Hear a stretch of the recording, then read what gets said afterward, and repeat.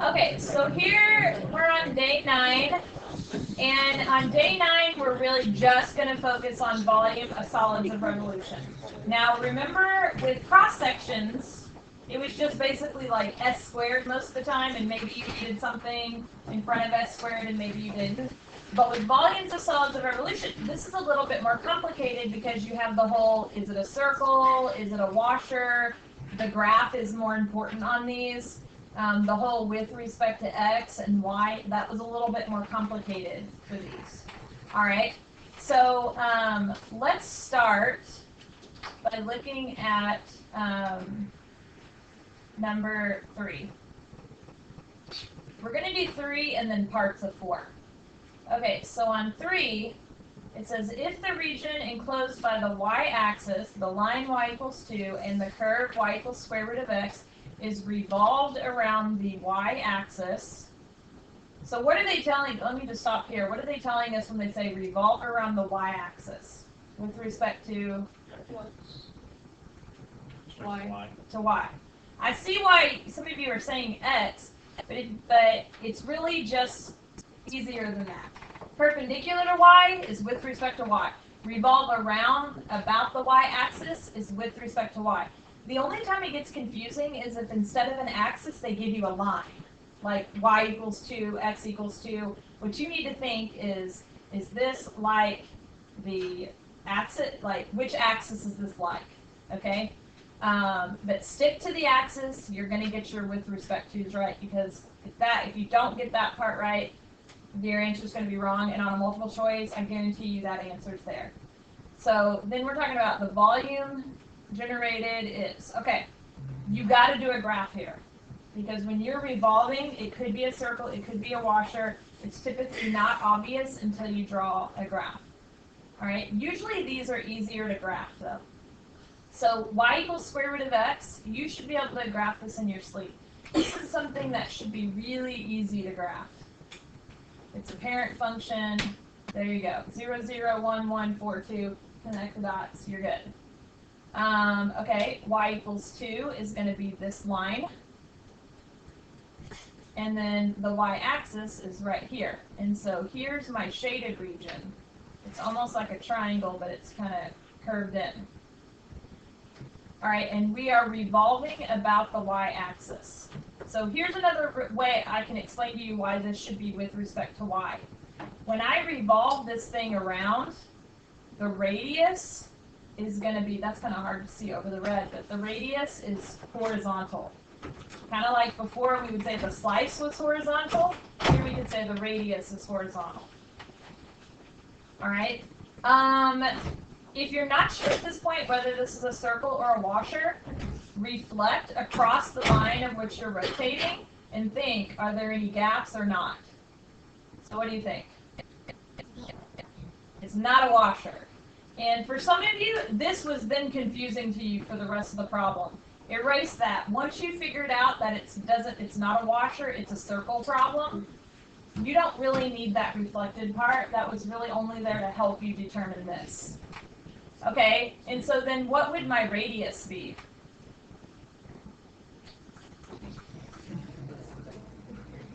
Remember, this is the hardest part. Okay, now remember that I'm dealing with respect to y. Oh.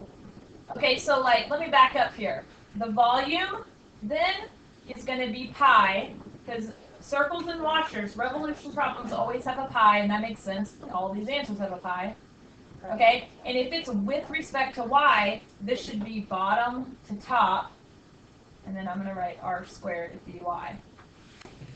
Okay, so what would the bottom to the top be? And then we'll solve for r.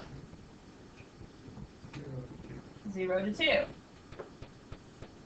So I just need to figure out what should be squared. It's really easy to say, oh, square root of x minus 0. But does it make sense to have square root of x minus 0 next to dy? What are we forgetting? That's with respect to y. It's respect to y, so you got to change your equation. This equation right here, you need to change. What would that be in terms of x? X equals y. Yeah, I'm going to write over here. X equals y squared. And then over here I have x equals 0. So my radius, coming back to this, would be right minus left, or y squared minus 0. Always, always part of your radius has to be the line of rotation. And it's always going to be right minus left or top minus bottom, but one of those is going to be the line of rotation. And so really all I got to do in here is put y squared. Now, if you notice, there's no asterisk next to this. So this is a non-calculator problem, which means that they think you should be able to integrate this and solve by hand. All right, it's really not that hard. I am going to move down here so I have a little bit more room, but then I'm probably going to erase that. Well, we'll see. We'll see what we get to. So pi, the first thing I'm going to do is write that as y to the 4th. Remember, integrating is just like antiderivative. Day 10, by the way, our last major topic is integration, like u substitution and all that stuff. So what would be the antiderivative of y to the 4th? Yeah, 1/5 y to the 5th power. And then all I got to do now is plug in 2 and 0. So the 1/5 pi, I'm just going to rewrite that as pi over 5. And then I'm going to plug in my 2 to the 5th minus 2 to the 0. So it really wasn't that hard. Can you figure out what our answer is now? What's 2 to the 5th? Why did I write 2 to the 0? That doesn't make sense. 0 to the 2. Sorry. Or 0 to the 5. Goodness. It's 32. So we got pi over 5 times 32, because this would be minus 0. Either way, this goes away. All right, so our answer then would be A, right? Okay, if you don't, though, rewrite your equation, we've seen this 2 times now. If you don't rewrite, I can't even talk today. I should just go home. That's what I really thought I would do earlier. If you don't rewrite it, you're going to get the answer wrong, okay? I want to do 4, but I don't want to do parts A and B. I want to go straight to part C. So I want you to remember x-axis, y equals square root of x, and x equals 4, and let's move on to part C. So maybe rewrite this up here.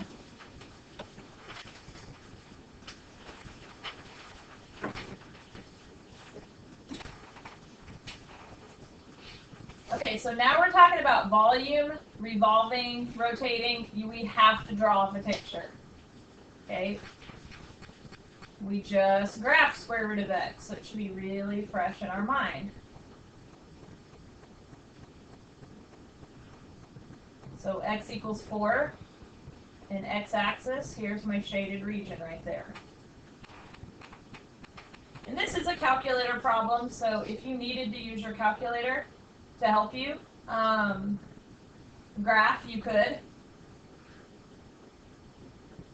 Typically, though, with the whole revolving, it's either really easy equations, or if it's more complicated equations, they tend to give them to you and already drawn in a picture.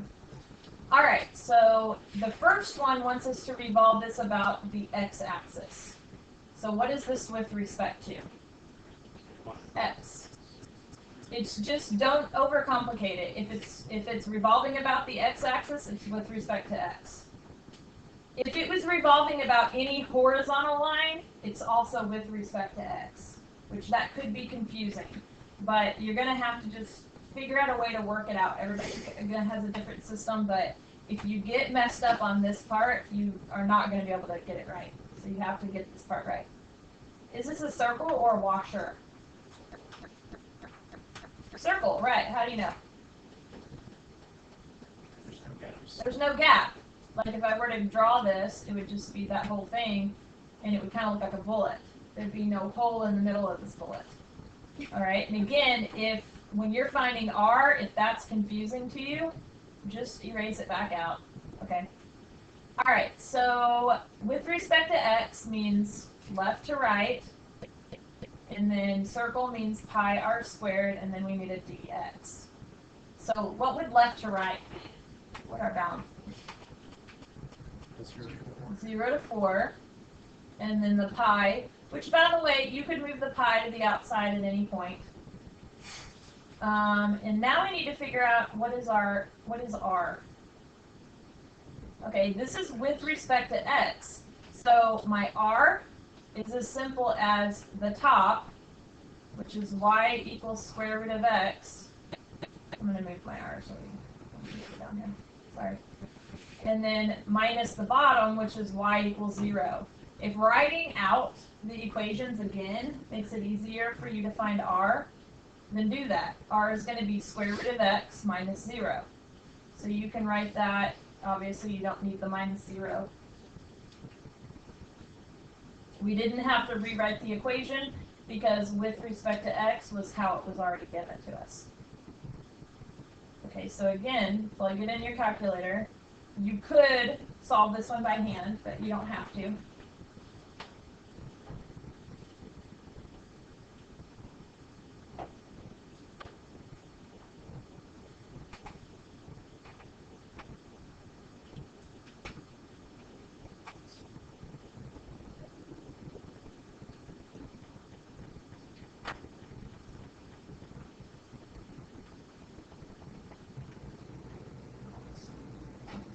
Whoops.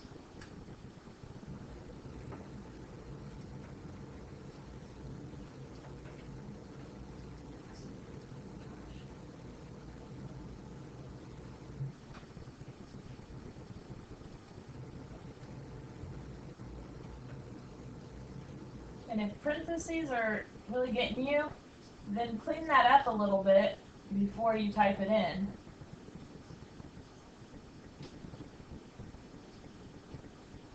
You can always tell by after you press enter, you should be able to look at this and say, is that really what I wanted it to do? It is.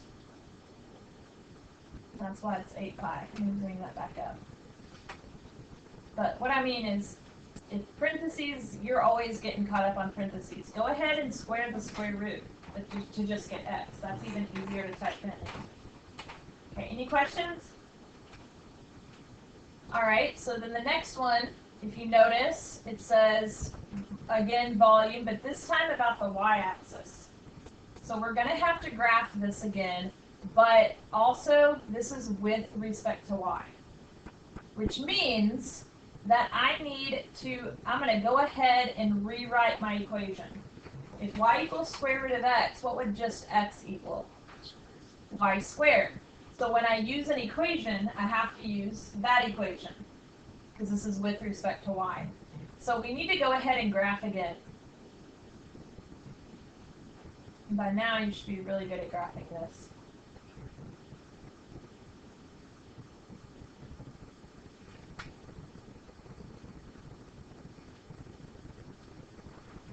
So washer or circle? Washer. This means that you have two r's. So if we think about it, volume is going to be, again, with respect to y, means bottom to top, pi, big R squared minus little r squared dy. So we just need to find those things. All right, I'm going to go ahead and put the pi out in front. Bottom to top, you can already do this without. You just have to look at the graph. What's bottom to top?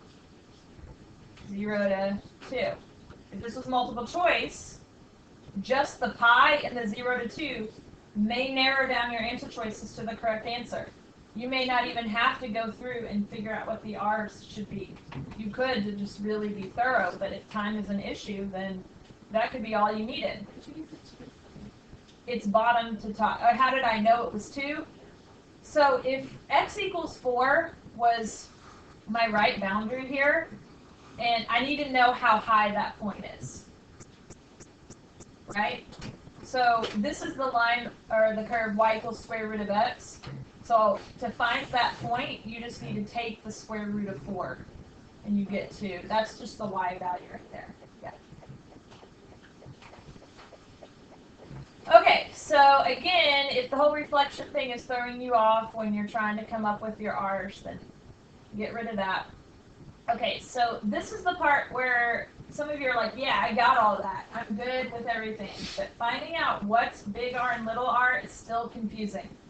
Okay, first of all, when you're doing this, your line of rotation is always going to be one of the two things that you subtract. Remember, it's always right minus left or top minus bottom. In this case, not the bottom and the top, those are my bounds. So to find big R and little r, I need to do right minus left. Okay? Always from the line of rotation. Okay, so if you go from the line of rotation to the inner edge, that's little r. If you go through the shaded region all the way to the outer edge, that's big R. Big R is always bigger than little r. Okay, so this is x equals 0. This over here is x equals 4. That we found out was x equals y squared. Okay, so that's a really smushed picture. So if you have a question, please ask. But, so big R would be all the way over here from the right to that line of rotation. X equals 4 minus 0. So 4 minus 0, or just 4. And it makes sense that the big R is always 4. Because to get to the outer edge, you always have to go 4 units over. And we don't really need the minus 0. Okay, little r is changing. Yeah, y squared minus 0. Or again, cross off the 0. So when I plug it in here, I need to do big R squared, so 4 squared, minus, now watch this. Little r is y squared, and then you have to square it. dy. So go ahead and plug this into your calculator. And I'm just writing that everywhere. This will be the last one we do.